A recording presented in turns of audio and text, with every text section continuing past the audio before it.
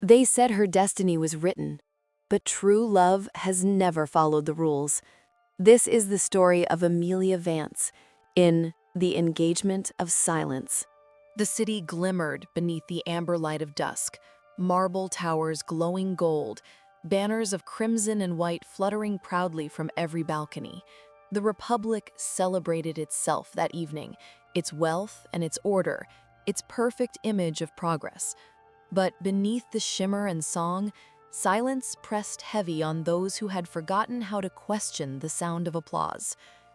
Inside the grand ballroom of House Vance, everything gleamed.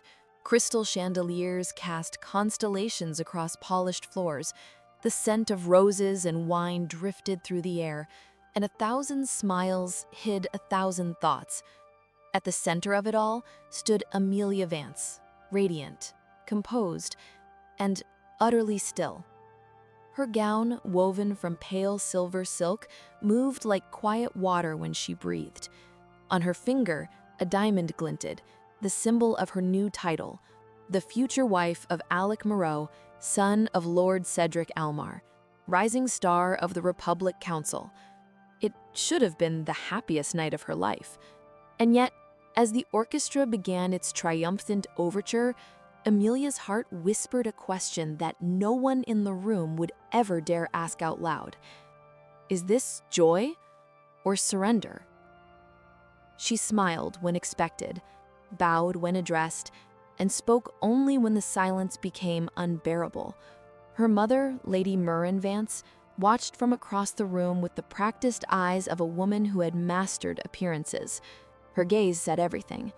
Hold your head high, Emilia. Be the daughter they expect. Be the future they demand. Emilia did. She always did. Alec Moreau approached, tall, immaculate, every strand of hair perfectly in place. His voice carried confidence, polished by years of politics. "The people are delighted," he said softly, taking her hand. "You look exemplary." Exemplary. Not beautiful, not happy, not loved. Only exemplary. Her heart tightened. She wanted to speak, to tell him she wasn't a statue to be admired or an emblem to decorate his career. But the hall was watching. The nobles, the journalists, the council members. Her silence was expected, rehearsed, rewarded. And so she smiled again. Later, when the last toast had been raised and the orchestra's final note faded into the velvet night, Emilia slipped away to the balcony. The city stretched before her, rooftops glowing beneath the moon, the air cool and alive with distant murmurs. From somewhere far below, she heard laughter, the kind untouched by etiquette or expectation. It sounded free. She pressed her hand against the cold marble railing and closed her eyes. For a fleeting moment, she imagined a world where she could choose her words, her heart, her life. But the sound of footsteps broke her thought. "Running away already?" Alec's voice, amused. He stepped beside her, the faint scent of his cologne too sharp against the night air. "I needed a moment," she said softly. "Understandable," Alec replied. "Change can be overwhelming, but you'll adjust. You're intelligent, disciplined, everything a wife of the Republic should be." Emilia's fingers trembled slightly. "And what if I wish to be something else?" Alec turned, his expression perfectly composed. "Then you would be wasting what your family has built, and what I intend to protect." The words were polite, even gentle, but they struck like chains. When he left her alone once more, the silence returned. But now it felt different. It wasn't the silence of obedience. It was the silence of awakening. Somewhere beyond those marble walls, beyond the city's golden glow, was a place that did not know her name or expect her to smile on command. A place where words might mean something more than duty. And though she didn't know it yet, her path to that place would begin soon. not with rebellion or thunder, but with a quiet step into a forgotten library filled with dust, light, and forbidden words. As the last lanterns dimmed, Emilia Vance looked at the stars above the Republic and whispered a vow only she could hear. "If I must be silent, let it be because I am listening, not because I am afraid." The night seemed to listen back. The next morning arrived wrapped in soft gray light. The city had not yet woken, only the faint hum of distant bells and the whisper of a cool breeze weaving through the open corridors of the Vance estate. Emilia sat at her window, still in her dressing gown, her tea untouched, her thoughts louder than the silence she had grown up in. She had done everything she was supposed to do. She had smiled, danced, accepted congratulations, and thanked the world for deciding her fate. Yet beneath her calm exterior, something restless stirred, a feeling that her life had been written for her long before she ever learned to hold a pen. Her gaze drifted across the gardens below to the gates that opened toward the old part of the city, the place her mother called unnecessary. It was where servants lived, where the air smelled of ink and rain, where the Republic's glitter faded into cobblestones and dust. And somewhere there, she remembered, stood the Royal Archive Library, a place she had only heard of in whispers. Once it had been the heart of the Republic's wisdom, before the Great Reforms, before the Council decided which words were safe to keep and which were best forgotten. That morning, for reasons she couldn't explain, Emilia Vance decided to see it for herself. She went without her carriage, without her attendants, her steps quiet, her veil drawn low. The city changed as she walked. Marble gave way to stone, perfume to parchment. The world here was slower, unpolished, alive. When she reached the library, its doors stood half open, breathing dust and light. The building seemed to sigh, as though relieved someone had come to remember it. Inside, the air smelled of paper and forgotten time. Tall windows let in shafts of sun that fell across endless rows of shelves. And there, beneath a ladder, stood a man. He was rearranging books, his sleeves rolled to the elbow, his hair untidy in a way that suggested he had been lost in thought for hours. He didn't notice her at first, until she stepped closer and the sound of her shoes on the marble floor broke his concentration. He turned. For a moment, neither spoke. Then, he smiled, a small, warm smile, the kind that reached his eyes. Visitors are rare these days. Most prefer the new halls, where the books have no dust and no danger. Emilia hesitated. Danger? The kind that comes from thinking too much, he said, his tone light, but his eyes steady. May I help you find something? She wanted to say no, to pretend she had come by accident, but the truth pressed forward. I wanted to see the old library. My mother says it's full of things no one needs anymore. Then your mother is half right. It's full of things no one wants anymore, but I find those tend to be the things most worth finding. He extended a hand. Jonas Hale. Her gloved fingers met his. A simple gesture, yet in that touch, something unspoken passed between them. Emilia, she said quietly. He tilted his head slightly, recognizing the name but not reacting. Ah, the Bride of the Republic. The title hung in the air like dust caught in sunlight. Beautiful, fragile, heavy. Emilia lowered her gaze. You've heard? Everyone has, he said gently, but I don't believe everything I hear. His words startled her, not their content, but their tone. He spoke to her not as to a symbol or a title, but as a person. It had been so long since anyone had done that. They walked through the aisles together. Jonas moved like someone who belonged to the silence, and Emilia found herself breathing differently around him, slower, freer. He showed her old manuscripts, letters from before the reforms, poetry that had been declared excessive, plays that spoke of love and choice. One book, bound in fading blue, caught her eye. Songs of the Forgotten Isles, Jonas read from the spine. They say it was banned for making people weep. Is that a crime now? She asked. In the Republic? He smiled sadly. Feeling too deeply always is. She brushed her hand across the cover, tracing the faded gold letters. Inside were verses written in a language half erased by time, yet somehow, as Jonas read them out loud, she felt them in her bones. Words about hearts unbound, voices unchained, truth carried on the wind. No one had ever read to her like that before. Each line seemed to reach into something buried, not rebellion, but remembrance. When the reading ended, silence filled the room again. Not the oppressive kind she had always known, but silence alive with thought.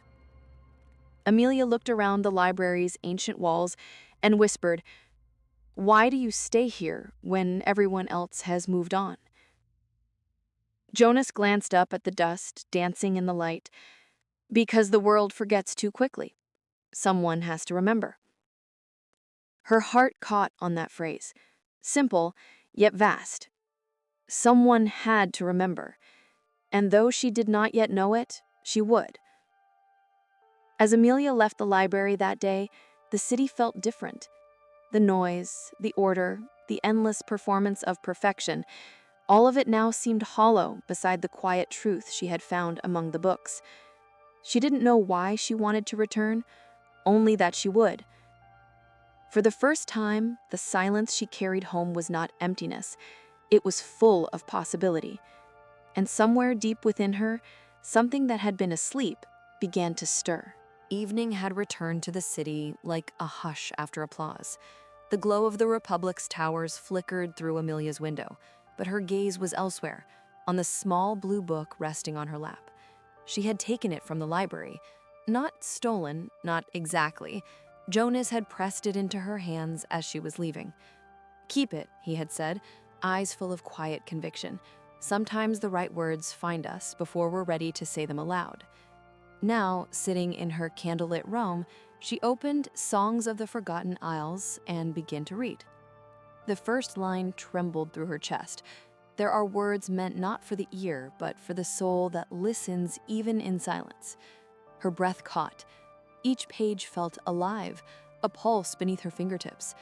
The verses spoke of freedom and longing, of hearts that broke rules to remain whole. The poetry was both dangerous and divine. She read until her candle burned low, the wax spilling over like melted gold. And with every line, Emilia felt as though something inside her was being rewritten, the obedient girl of marble slowly softening into something human, something true. The next morning, she returned to the library. She told herself it was to return the book, but the truth, the one she barely admitted to herself, was that she wanted to see him again. Jonas was at his desk, his hair dusted with sunlight from the tall windows above. When he looked up and saw her, his expression softened with quiet amusement. "You came back," he said. "I told myself I shouldn't. And yet you did." She smiled just slightly. "I read the book." His eyes brightened. "And?"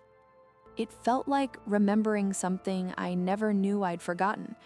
He leaned forward. That's what real words do. They spoke for hours about poetry, philosophy, and the strange, beautiful way truth hides in art. Jonas spoke not as a teacher, but as someone sharing a secret, and Emilia listened as though she'd been waiting her whole life for someone to speak this way. When she laughed, he noticed how rare it sounded, a sound not rehearsed, not polite, but real. As the day faded, rain began to fall against the windows. Jonas lit a few candles, their flames flickering like quiet heartbeats. Shadows danced across the shelves, and in that soft golden light, the air between them seemed to hum with something unspoken. Jonas reached for a small piece of parchment and handed it to her. "Read this one," he said. "It's not from any book. It's mine." Emilia hesitated, then unfolded the page. "I once believed silence was peace, until I met someone whose voice could undo it. Now I understand. Quiet is not the absence of sound, but the space where truth dares to breathe." She looked up, her voice barely above a whisper. "You wrote this?" He nodded. "I write what I can't say aloud." "It's beautiful," she said softly, the words catching on emotion. "It feels alive." Jonas smiled faintly. "Then maybe you're meant to keep it alive." Their eyes met, not boldly, but as if each was afraid the other might vanish if they looked too long. In that single moment, the world outside ceased to exist. There was only the light, the rain, and two people discovering the fragile, impossible beauty of truth. When Emilia returned home that evening, her reflection in the mirror looked the same, but she knew she was not. She touched the parchment he had given her, now folded neatly in her sleeve, and felt a strange certainty blooming inside her. For the first time, she didn't fear what she felt. She feared returning to what she didn't. As she extinguished her candle, her mind whispered the last line of Jonas's poem. "Quiet is not the absence of sound, but the space where truth dares to breathe." And for the first time, Emilia Vance breathed as if the world itself were listening. Spring crept gently into the city, unseen but felt.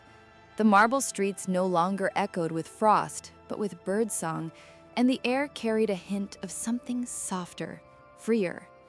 Yet inside House Vance, life remained a choreography of precision. Breakfast at 8, embroidery at 10, lessons in etiquette, evening visits from political guests. Every moment rehearsed, every smile measured, every silence heavy. But Emilia's silences had changed. They were no longer empty. They were filled with memories of laughter echoing in dusty halls, candlelight flickering on old pages, and words that made her heart tremble. She had visited the library many times since that first afternoon, under the excuse of seeking knowledge for her future duties. No one questioned a noblewoman reading philosophy. They only questioned when she began to think about it. And she thought of Jonas constantly. One morning, Emilia found him tending to the small courtyard behind the library, a secret garden overgrown with ivy and wildflowers that had reclaimed the stone. "You keep a garden," she said, stepping through the open archway. Jonas looked up from where he knelt beside a patch of white blossoms. "I try to. The weeds don't always listen." Emilia smiled, moving closer. "Perhaps they're just free thinkers." He laughed quietly. "You'd defend them." "I'd defend anything that refuses to be told what it should be." Their eyes met, sunlight spilling through the branches, painting both their faces in soft gold. For a moment, neither spoke. Words seemed too heavy for what hovered between them. They began meeting there often, in that quiet garden where time moved differently. They spoke of books, of dreams, of what it meant to live in a world that preferred silence over truth. Jonas told her of the Poet's Circle, a secret gathering of readers who shared banned works, believing that words could change hearts more than laws could. Emilia listened, half terrified, half enchanted. "You risk everything for words?" she asked one day. "For what they mean," he answered simply, "and for those who no longer have the courage to say them aloud." She wanted to tell him how much those words mirrored her own hidden thoughts, how often she too had bitten her tongue, swallowed her truth, smiled when she wanted to scream. But she didn't. Instead, she asked softly, "If I were to write something, would you read it?" Jonas's gaze softened. "I'd read every silence between your words." That evening, back in her room, Emilia took out a sheet of paper and stared at it until tears blurred her vision. She had never written anything not assigned to her, never dared to speak her heart, even on paper. But the ink moved before fear could stop it. "They told me silence was virtue and obedience a crown. But the louder my heart beats, the more the world calls it sin." She sealed the letter, unsigned, and left it on a shelf in the library the next day, between two volumes she knew Jonas would touch. When she returned a week later, the letter was gone. In its place, she found a single white flower pressed between pages, and beneath it, a note in Jonas's handwriting. "Every cage looks golden, until the bird remembers the sky. Her breath trembled. It wasn't a declaration, it wasn't a confession, but it was enough. Weeks passed in a blur of hidden exchanges, letters left in books, glances shared across quiet rooms, poetry recited in whispers that felt more sacred than prayer. Love, Emilia realized, didn't always arrive with thunder or flame. Sometimes it bloomed in silence, a fragile, secret garden that no one else could see. And though she knew it couldn't last, she no longer cared for logic or propriety. The world outside could demand her hand, her name, her smile, but not her heart. That belonged to the garden, to the words, to Jonas. One evening, as dusk spread across the courtyard, Emilia asked, "If everything changed, if I lost all I have, would words still be enough?" Jonas looked at her, the fading sunlight turning his eyes the color of warmth itself. "Words are never enough," he said quietly, "but they're the only way to begin." A hush fell between them, not the silence of fear, but of truth. And as the first stars appeared above, Emilia Vance understood that her life had already begun to change, not through rebellion or defiance, but through the quiet courage of feeling something the world told her she should not. The night arrived draped in gold. House Vance stood illuminated, chandeliers blazing, music soaring from within its halls like a siren's call to beauty and power. Tonight was no ordinary gathering. It was the season's masked ball, an event whispered about all year, where alliances were sealed in smiles and futures were decided behind silk and champagne. Emilia Vance was its reluctant centerpiece. She stood before the mirror as maids fastened the last pearl clasp of her gown, a silvery creation that shimmered with every breath, made to dazzle the room and distract the world. The mask she held was delicate lace, meant to hide her face, but not her identity. Everyone would still know who she was, the bride of the Republic, the daughter of a man too powerful to defy. As the orchestra tuned below, her mother's voice drifted in. "Smile tonight, Emilia. The eyes of the world are upon you." The words were gentle, but they felt like chains. Emilia smiled at her reflection, a perfect portrait of composure. But beneath the silk and satin, her pulse throbbed with the memory of ink-stained fingers, of a garden that smelled of rain and truth. The ballroom was a masterpiece of movement and color. Men in dark suits bowed low, masks of gold and ivory gleaming under the chandeliers. Women swirled like fragments of a dream, laughter floating, jewels catching the light. And above them all, Emilia descended the staircase like a poem come to life. The crowd parted, the whispers began. "There she is, Emilia Vance, the one promised to the minister's son, the one whose silence will secure an empire." She smiled, graceful, polished, practiced. Yet in the pit of her stomach, she felt something tighten. Across the room, the minister's son, Alec Moreau, waited. Handsome, poised, with a confidence that came not from warmth, but from knowing he would always win. His mask was silver, his expression unreadable. He took her hand when she reached the floor. "Miss Vance," he said, with perfect courtesy. "Mr. Moreau," she answered. The music began. They danced, flawlessly, elegantly, every step a performance. The guests applauded. To them, it was perfection. To Emilia, it was suffocation dressed as grace. Between dances, she drifted toward the balcony, her heart begging for air. The night sky stretched wide above the gardens below, where the faint scent of blooming jasmine lingered. She leaned against the railing, closing her eyes, and for a fragile moment she could almost hear the rustle of pages, the quiet sound of Jonas reading forbidden words. But the illusion shattered when a voice spoke behind her. "Even the moon envies you tonight." She turned. Alec Moreau. His tone was casual, his charm calculated. "You play the part well," he continued, sipping his champagne. beautiful, composed, everything they want you to be. Isn't that what we're all meant to do? She asked quietly. He smiled faintly. Perhaps, but I think you're not as obedient as they think. Her breath caught. What makes you say that? Because you look at the stars. People who are content with their cages don't. For a moment, Emilia didn't know whether to feel seen or trapped. He turned away before she could reply, disappearing into the glittering crowd.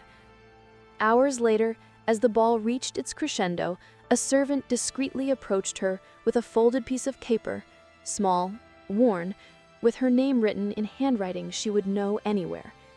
Her heart stumbled. She slipped away into a quiet corridor, opening the note under the flicker of candlelight. They speak of freedom as a song, but some songs can only be heard in silence. Meet me where the roses grow wild. Her hands trembled. The words were simple, but their timing was dangerous. How had he managed to send it here, in the heart of the Vance mansion, surrounded by eyes and secrets? And yet, she knew she would go. That night, long after the final guests had left and the music had faded into memory, Emilia stood by her window. Below, in the moonlit garden, the world lay still, the roses glowing pale as ghosts. She reached for the latch, her heart pounding like a secret drum. If she went, everything could change. If she stayed, nothing ever would. And so, with trembling resolve, Emilia Vance lifted her mask one last time, not to wear it, but to set it down. The clock struck midnight. Every sound in House Vance seemed to hold its breath. The ticking of time, the creak of the wooden floors, even the sigh of the wind outside. Emilia moved like a shadow through the corridors, her white gown whispering softly against the marble. She had never defied a rule in her life, not one that mattered. But tonight, her heart moved before her fear could speak.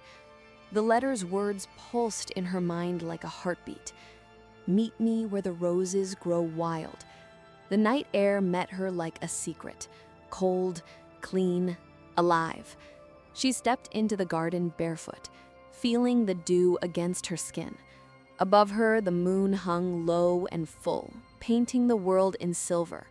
The air smelled of jasmine and something sweeter, anticipation. Then she saw him. Jonas stood by the overgrown rose arch, the faint lamplight flickering beside him. His coat was worn, his hands ink-stained even now, but his presence filled the night with quiet certainty. For a long moment, neither spoke. Then Emilia whispered, "You shouldn't be here." He smiled faintly. "Neither should you." And somehow that was enough. They stood close, not touching, yet tethered by something invisible. The silence between them hummed with everything they hadn't said in weeks. Finally, Emilia found her voice. How did you send that note?" "I have friends among the servants," he said softly. "Not all cages have guards who believe in the lock." A faint laugh escaped her lips, half disbelief, half wonder. "You risked everything for this." "For you," he said simply. The words fell like rain, gentle, inevitable, unstoppable. Her heart stilled. "Jonas," he stepped closer. "Do you know what it's like to love someone you're forbidden to even speak about?" Her breath trembled. "Every day." He looked at her then, really looked at her, not as the world saw her, but as she truly was. "Emilia," he whispered, "you don't belong to them. You never did." Tears welled in her eyes. "But they built the walls around me before I was old enough to see them. My marriage, my duty, my silence, it's all written already." Jonas shook his head. "Words can be rewritten." She wanted to believe him. God, she wanted to. But fear clawed at her chest. "If my father finds out, he'll call me a traitor, and he'll call you ungrateful. But tell me this, Emilia. What's the use of a life if it's never truly yours?" The night seemed to hold still. every leaf and shadow listening. Her tears spilled. I don't know if I'm brave enough. He reached for her hand, slow, hesitant, and when his fingers brushed hers, something inside her broke open. Then let me be brave for both of us, he whispered. They stood together beneath the arch of roses, the scent heavy and intoxicating. The world beyond that garden ceased to exist. No fathers, no titles, no eyes watching, only two souls trembling with the weight of truth. I can't give you a name. I can't promise a future. Jonas smiled faintly. Then just give me tonight. Let me remember that for once the world was silent enough for us to be real. And in that stillness, Emilia leaned forward. The kiss was not wild or rushed. It was fragile, like glass, like breath, like the first words spoken after years of quiet. It was every letter they had written, every glance they had stolen, every moment they had buried beneath duty. When they finally parted, her tears caught the moonlight. Jonas, what if we're caught? Then at least we'll be caught living. The distant toll of a bell echoed through the garden, the sign that dawn would soon come. Emilia turned toward the house, her pulse unsteady. I have to go. Jonas nodded, though his eyes said what his lips couldn't. Go, before they see what they've already lost. She hesitated, and then pressed something into his hand. A ring, simple gold, the one she had been given as a symbol of her arranged betrothal. Keep this, she whispered, so that when they bind me to him, some part of me still belongs to the truth. Jonas closed his hand around it, his eyes burning. I'll keep it safe, until the day you're free enough to wear it again. She stepped back, tears falling freely now. Good night, Jonas. He smiled, though his voice broke as he said, Good night, Emilia. And as she disappeared into the marble halls, Jonas stood beneath the moonlight, her ring glinting in his hand, her scent lingering in the air, knowing that the night had changed everything, because love, once spoken, cannot be unsaid. Dawn came softly, like a secret trying not to be heard. The marble floors of House Vance glowed pale with morning light, and the servants moved through its endless halls like ghosts returning from the dead. The world had reset itself, as if the night before had been nothing more than a dream. But Emilia knew better. She lay awake in her bed, the silk sheets tangled around her, her lips still tasting of roses and rain. Her pulse beat with a quiet rebellion she couldn't still. Somewhere in the garden, Jonas still held her ring, and with it, her truth. For the first time in her life, Emilia Vance wasn't afraid of what she felt. She was afraid of losing it. The morning meal felt like a masquerade without masks. Her father sat at the head of the long table, reading letters from the council. Her mother poured tea in practiced silence. The only sound was the faint ticking of the golden clock above the fireplace. Precise, perfect, suffocating. Your dance with Alec Moreau was well received, her mother said suddenly, her tone carefully casual. There's talk that the engagement will be announced next month. Emilia's hand froze halfway to her cup. Next month? Her father didn't look up from his papers. The Republic needs stability. The alliance guarantees it. Her throat tightened. And what of what I want? The question hung there, fragile, trembling, almost absurd in its daring. Her father's eyes finally lifted, cold, sharp. What you want, Emilia, is irrelevant when history calls. The words fell like iron. She lowered her gaze, feeling the old silence wrap around her again, but this time it didn't fit as neatly. It scratched. It burned. Inside, she whispered to herself, no more. Later that afternoon, she found herself back in the library, her heart guiding her more than thought. The air smelled of parchment and dust, but it felt like safety. Every step toward the back shelves tightened the thread of hope inside her. But Jonas wasn't there. The courtyard beyond the glass doors lay empty. The garden was untouched, except for the faint imprint of footprints in the dew, proof that someone had been there, but not long ago. She waited. Minutes turned to an hour. The silence grew heavy. Finally, she found it, a folded note hidden between two books on the history of the Republic. Her hands trembled as she unfolded it. "They know. Someone saw us. Don't come to the garden again. I'll find a way to reach you." The words were uneven, rushed, written in fear. Her breath caught. The world tilted. They know. That evening, the corridors of House Vance felt colder than ever. Servants whispered as she passed, their eyes darting away too quickly. Her mother avoided her gaze. Her father's voice, distant yet deliberate, carried through the closed doors of his study. "Find out who he is, and make sure he disappears before the papers are signed." She froze. The room seemed to blur. They were talking about Jonas. Her heartbeat became a drum of panic. The walls, the chandeliers, the golden insignias, all of it seemed to close in. She stumbled back into her room, locking the door behind her, pressing her hand against her chest as if to quiet the storm beneath it. Her father's voice still echoed in her mind. "Make sure he disappears." Tears broke free, hot, silent, hopeless. For all her courage, for all her quiet defiance, she had underestimated the world she was born into. It didn't destroy rebels with fire, it erased them with silence. That night, she wrote her first true letter, not to Jonas, but to herself. "If they take everything from me, the books, the garden, the letters, let them.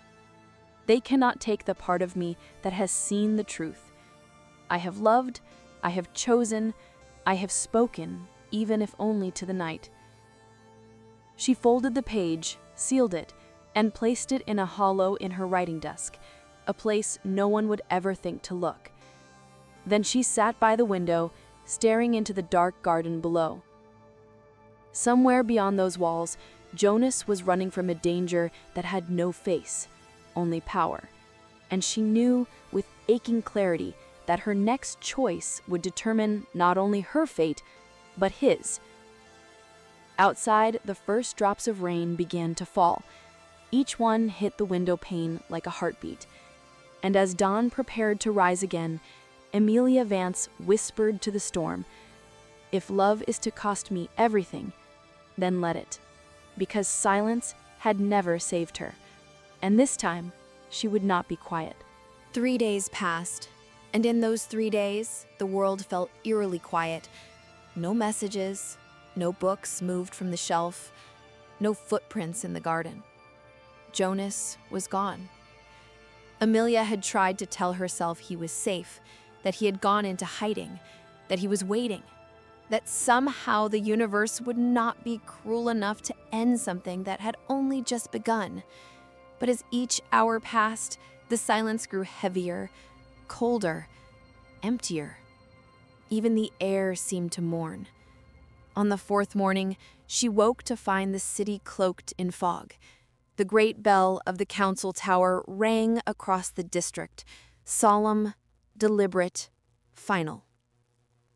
Her mother entered her room soon after, her face composed in that perfect mask of calm that noble women had mastered for centuries. "Emilia," she said softly, "we've had word from the ministry." Something inside Emilia froze. Word about what? Her mother hesitated. There was an arrest, a group distributing banned writings. One of them tried to flee. Don't. Emilia's voice cracked. "Please don't say it." But her mother didn't need to. The silence that followed said everything. Jonas was gone, and the world, the elegant, merciless world that had demanded her obedience since birth, had taken him. The hours that followed blurred into something dreamlike and distant. She heard voices, her father's, stern and unwavering, her mother's, softer but resigned. Servants moving like shadows, carrying on as if nothing had changed. But inside Emilia, something did change. It wasn't the grief. That came like a tide, unstoppable and cruel. It was something else, something quieter, sharper. The realization that the silence she had always obeyed had destroyed the only thing that had ever made her feel alive. That evening, she slipped away to the library, the one place where memories still lingered like perfume. The garden door was locked now. The roses had begun to wither, petals scattered across the cobblestones like fallen words. On the desk near the window, she found an envelope. Her fingers shook as she tore it open. The handwriting was his. "If you're reading this, it means I couldn't return. They know everything, Emilia. I told them nothing. Not your name, not the garden, not our letters. They can silence me, but they cannot erase what we were. Promise me one thing. Don't let them turn your heart into marble. Keep it alive. For both of us." The ink ended abruptly, as if the words themselves had been chased from the page. Emilia pressed the letter to her lips, her tears soaking the parchment. "You fool! You beautiful, reckless fool!" she whispered through broken breaths.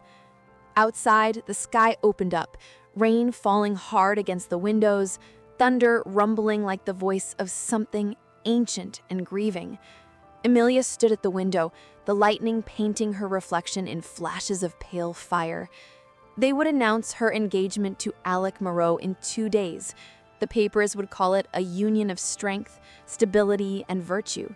But she knew what it really was, a burial. Not of a body, but of a truth. Later that night, as the storm raged, Emilia took a candle and walked through the halls until she reached her father's study. She paused before the door, listening. His voice carried through, low, measured, discussing alliances, appearances, legacy, the same words that had built the world she now despised. She pushed the door open. Her father looked up startled. "Emilia, it's late." "I know," she said softly. "That's why I came." There was something in her eyes that made him pause, not defiance, but clarity. "I wanted you to know," she continued, her voice trembling but steady, "that your silence killed him." His expression hardened. "You don't understand the world, Emilia. Sacrifices must be made for order to exist." "No," she whispered, tears streaking her cheeks. "You made sacrifices for power. There's a difference." Before he could respond, she turned and walked away, the flame of her candle flickering wildly in her shaking hand. That night, she burned every letter she had ever written to Jonas, not out of shame, but as a promise. The ashes rose like black snow, and she whispered to them, "They can take your voice, they can take your life, but I will speak for you." When the last ember faded, Emilia sat in the darkness, her face streaked with tears and soot, her hands trembling, but alive. Somewhere inside her, a new fire began to burn, small, defiant, unstoppable, and though the world still demanded her silence, she finally understood that silence was no longer safety. It was surrender. The rain had stopped, but the world still felt washed in sorrow. For days, House Vance stood in uneasy calm, its grand corridors echoing with nothing but footsteps and faint murmurs. Emilia moved through them like a ghost of herself. The servants lowered their eyes when she passed. Her mother avoided her gaze altogether. Her father carried on as if nothing had happened. But inside Emilia, everything had changed. The silence that once felt like obedience now felt like suffocation. Every breath, every heartbeat seemed to whisper his name, Jonas. And every time she thought of the letter he left behind, something deep within her stirred, a question that had no place in her world. If words can be forbidden, then why do they still echo in the heart? The announcement of her engagement came swiftly. The city's paper read, "Emilia Vance to wed Alec Moreau, a union of honor and hope." A picture followed, her, pale and perfect, standing beside a man she did not love, her smile a fragile imitation of peace. But that same morning, something curious happened. When the paper hit the streets, beneath the headline, someone had scrawled, in bold, dripping ink, a single line of poetry.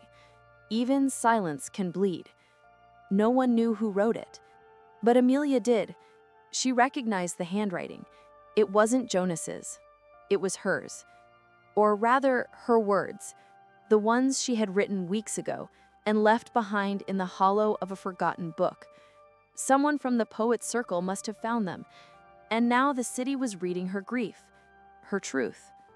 By nightfall, whispers filled the air. People in the markets, in carriages, in candlelit rooms, all speaking the same forbidden phrase, "Even silence can bleed." The authorities dismissed it as romantic nonsense, a careless act of rebellion. But the people, the ordinary, weary people who had long felt unseen, began to listen. Something small was beginning to stir, and Emilia knew what she had to do. That night, she returned to the library once more. It was late, the moon sharp and cold against the windows. The air smelled faintly of burnt wax, the ghost of the letters she had destroyed. She sat at Jonas's old desk, the same one where he used to write, and for a long moment simply stared at the blank page before her. Her hands trembled, her heart raced, her grief demanded a voice, and so she began. "They told me silence was safety, but they never told me how much it would cost. They built a world of marble and laws, but forgot that hearts are not made of stone. So let them fear the sound of truth, because truth, once spoken, does not die." She signed it with a single letter, E, and the next morning she sent it, not to the papers, but through the same network Jonas once trusted, the Poet's Circle. Days passed. Her words spread in whispers, like the scent of rain before a storm, first through letters, then on posters, then carved into the wood of market stalls and scrawled across alley walls. People began to say the name E like a secret prayer. Some said it stood for echo. Others said emancipation. No one suspected the daughter of the Republic's most powerful man. Not yet. But Alec Moreau noticed her distance. "You've changed," he said one evening when they sat together in the garden. His tone was smooth, but his eyes were sharp. Emilia smiled faintly. "Maybe I'm finally seeing clearly." He leaned closer. "Be careful, Emilia. In this world, clarity can be dangerous." She met his gaze, steady, unflinching. "Then let it be." For the first time in her life, she wasn't afraid of danger. She was afraid of silence. Weeks later, another line of her writing appeared on city walls, painted in crimson. "You can bury the man, but not the meaning." The Republic called it sedition. The people called it truth. And though Emilia Vance still wore her silks and jewels, still smiled for the crowds beside her fiancé, she knew in her hidden heart that she had become the voice Jonas dreamed of. A trembling voice, a dangerous voice, a voice that refused to die. That night, before she slept, she whispered his name into the dark. "Jonas, I'm still speaking."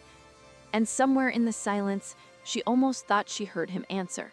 The morning began with a hush, too calm, too perfect, like glass before it shatters. From her window, Emilia watched the city breathe. The chimneys smoked softly, the carriages rolled through narrow streets, and the banners of the Republic fluttered in the pale wind. Everything looked untouched, controlled. But beneath that calm shimmered a restlessness she could feel even from behind the glass. Something had changed in the air, and she knew she was the reason why.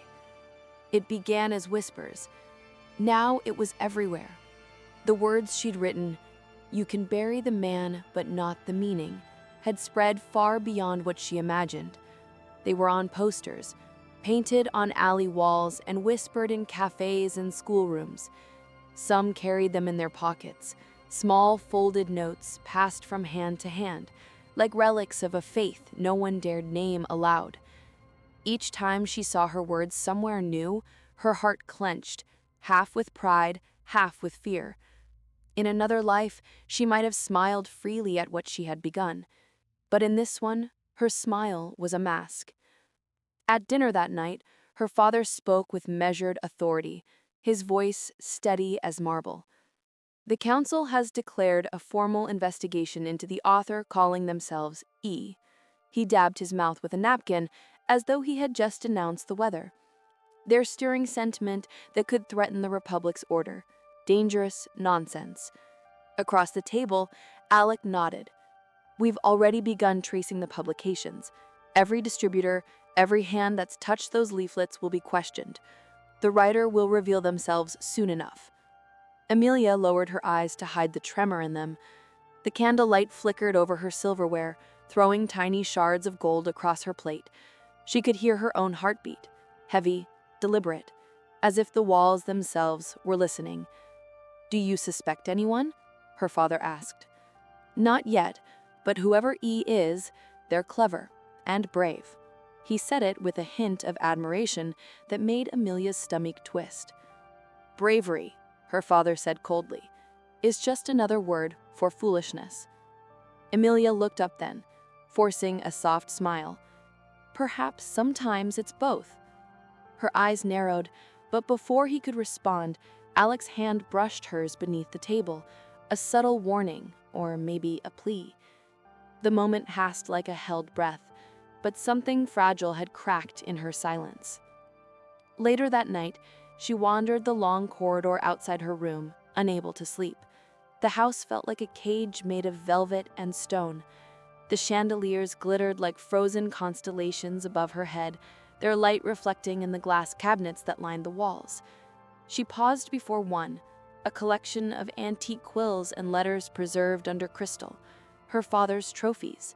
Each belonged to a silenced writer confiscated in name of order. She stared at the display, her reflection hovering faintly in the glass, pale face, wide eyes, trembling lips. And behind that reflection, the ghost of all those voices trapped in their frames. A single thought burned through her like lightning. They can frame the words, but not the fire. The next morning, the city erupted.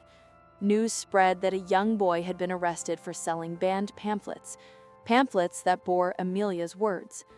The boy was barely 16. He'd been beaten in the square before being taken away.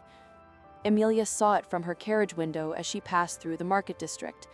The crowd was silent, the air thick with rain and fear. The boy's mother was screaming his name. Something inside her broke.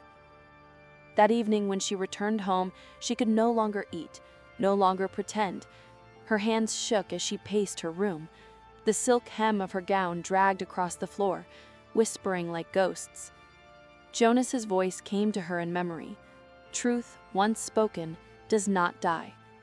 She walked to her writing desk, pulled out a fresh page, and wrote with a fury that felt holy. You can arrest a child for speaking the truth, but you cannot arrest the sky for carrying it. When the people begin to dream aloud, no decree can silence them. My name does not matter. My voice is every unspoken one. She signed it, as always, with E. And then for the first time, she didn't send it to the circle. She left it in plain sight, folded upon her vanity mirror, its reflection doubled in the glass. It was no longer a secret. It was a vow. That night, Alec came to her door. He looked pale, restless, his uniform disheveled, his jaw tight. "They've started house searches," he said quietly. "There's fear in the council now. Your father's calling for harsher measures." Emilia turned from the window. "And what about you, Alec? Do you fear me too?" He froze. "What are you saying?" "I'm saying," she whispered, stepping closer, "you don't have to look very far to find E." His eyes widened, shock, disbelief, something close to heartbreak flickering across his face. "No, you wouldn't." "I did." Silence fell between them. Not the safe kind, not the obedient kind, but the silence that trembles before a storm. Finally, he spoke. "They'll destroy you." "Maybe," Emilia said softly, "but they've already destroyed everything I loved. This time, it will be my choice." As he left, he turned back once, his voice breaking. "You've lit a fire you can't control, Emilia."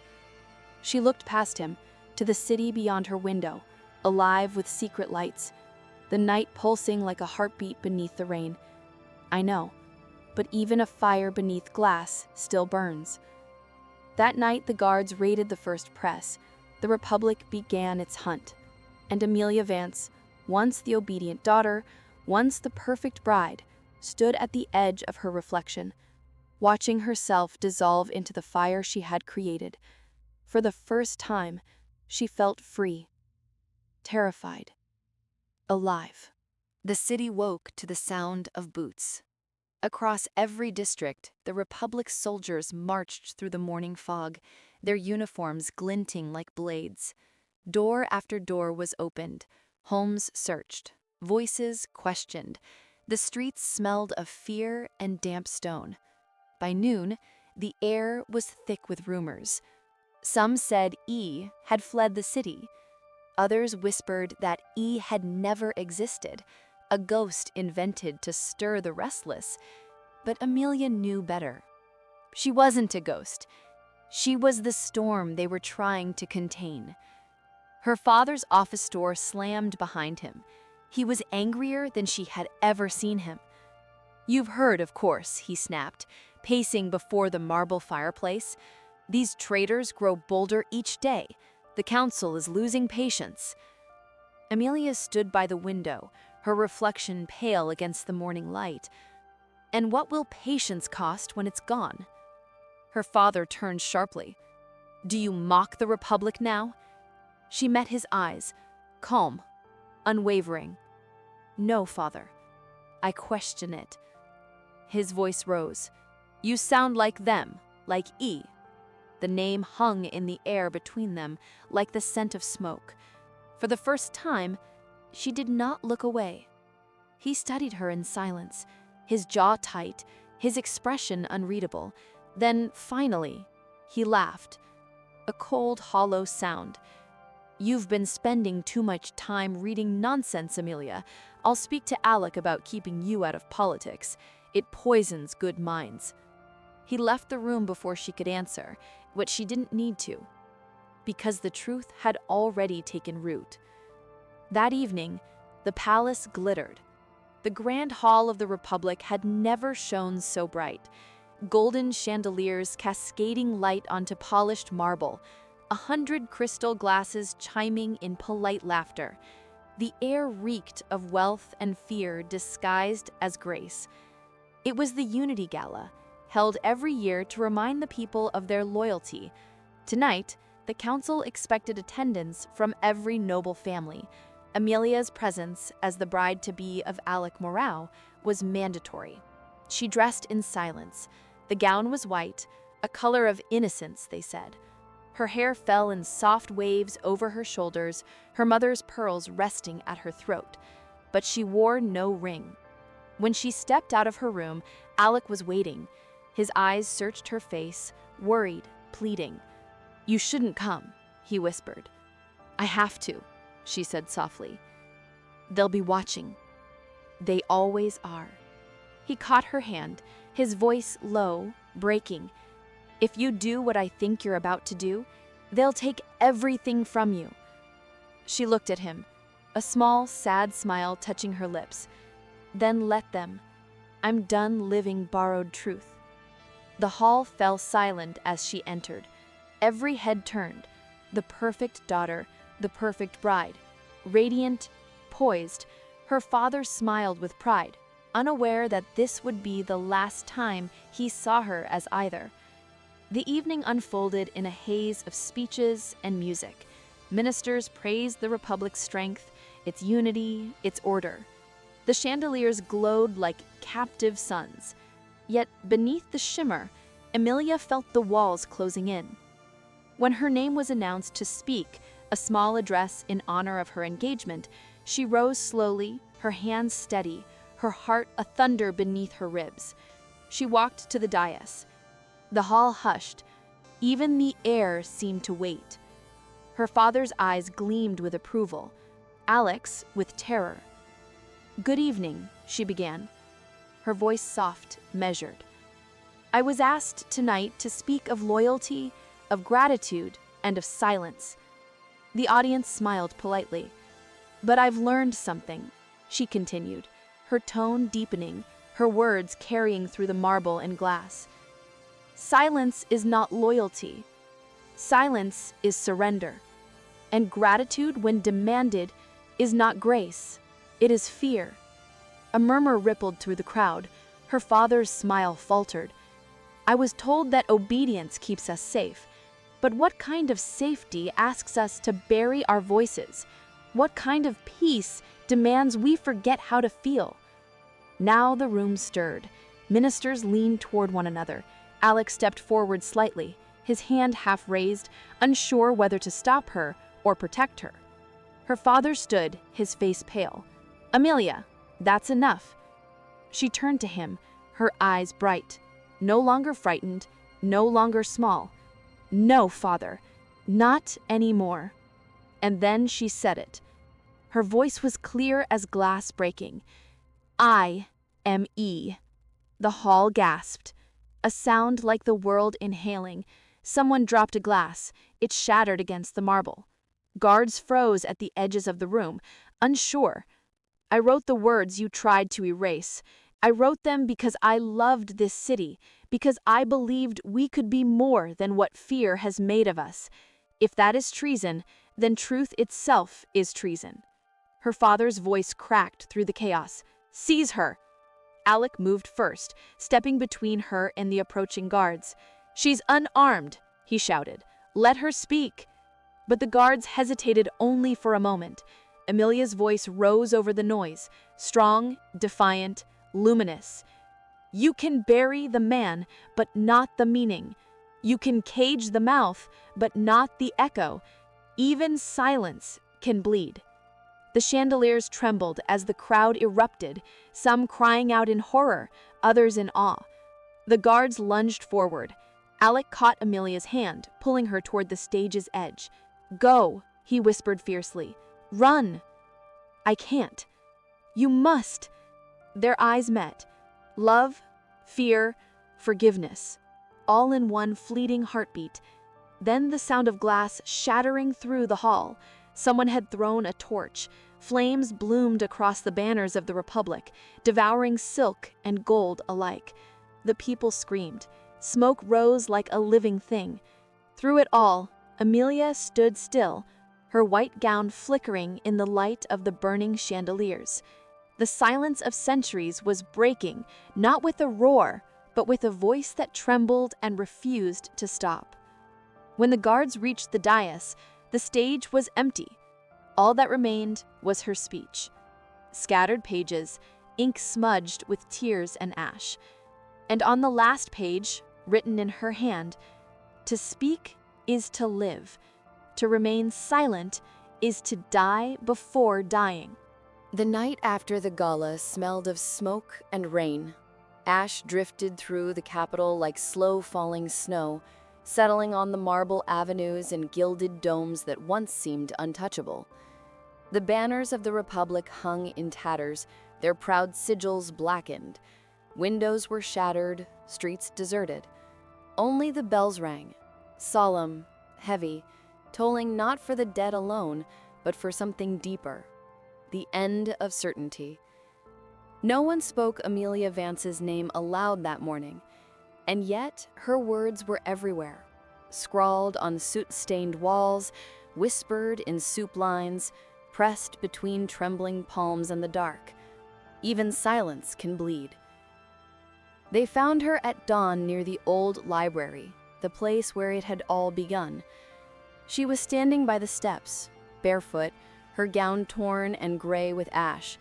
When the soldiers approached, she didn't run. She looked at them with the calm of someone who had already crossed the border between fear and freedom. One of them, young, barely older than the boy arrested days before, hesitated. "You're her," he murmured. Emilia smiled faintly. "I am a voice, that's all." They bound her wrists gently, almost reverently, and led her through streets that smelled of cinders and rain. People watched from windows, not daring to cheer, not daring to weep. But when she passed, they bowed their heads, as if a wind had whispered truth through the smoke. The cell was small, stone-walled, lit by a single shaft of pale light that fell through a crack in the ceiling. She sat beneath it, the chill sinking into her bones, her heartbeat steady. Outside, the Republic raged. The council blamed foreign agitators. Her father, humiliated, broken, demanded a public confession. Alec was nowhere to be found. For 3 days they questioned her. They asked who had helped her, who printed her words, who else stood against the Republic. She gave them the only answer that mattered. "No one helped me. Everyone did." On the 4th night, a guard came, the same young soldier who had hesitated at the library steps. He held a folded scrap of paper, trembling. "I shouldn't," he began, then stopped. "Someone asked me to give you this." It was Alec's handwriting. "They will not kill an idea. Forgive me for failing to protect you. I will protect your words instead." She pressed the paper to her lips. For the first time in days, she allowed herself to cry, not from fear, but from the unbearable tenderness of being understood. The morning of her execution arrived quietly. No crowd was permitted. The council feared what crowds could become. Still, the square filled. People came disguised as workers, servants, travelers. They stood in silence as she was led up the steps of the platform, her hair unbound, her face serene. The sky was gray, streaked with red like bruised glass. A single gull wheeled above the rooftops. The official read her sentence. She didn't listen. Her eyes searched the crowd until she found a face, Alec, hidden beneath a hood near the edge of the square. Their gazes met only for a breath, but it was enough. He bowed his head. She smiled. Then she turned to the people and spoke, her voice clear, steady, unbroken. "You can end a life, but you cannot end its echo. Let them fear the sound of truth, for truth is what remains when all else burns." When the blade fell, the bells began to ring again, but this time no one heard them as a warning. They sounded like an awakening. That night, the city burned brighter than before, not with fire, but with words. On every wall, in every alley, in chalk and paint and ash, one sentence appeared: "Even silence can bleed." The phrase spread beyond the capital, carried by merchants, sailors, wanderers. Within weeks, it crossed borders, whispered in other tongues, sewn into cloth, carved into wood, sung in lullabies. The Republic tightened its grip, but the tighter it held, the more voices slipped through its fingers. Truth had learned to travel without a name.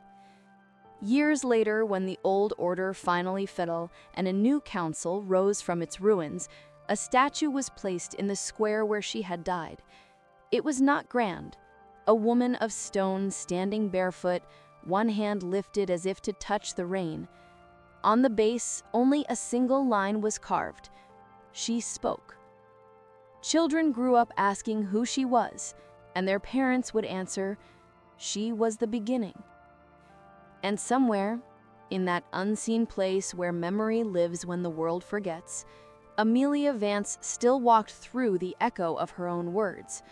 Not a ghost, not a martyr, just a voice carried on the wind, reminding those who listened that silence is never peace, and obedience is never love.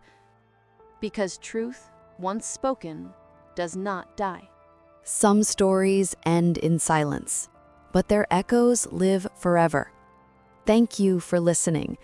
If this story touched your heart, subscribe for more tales that whisper to the soul.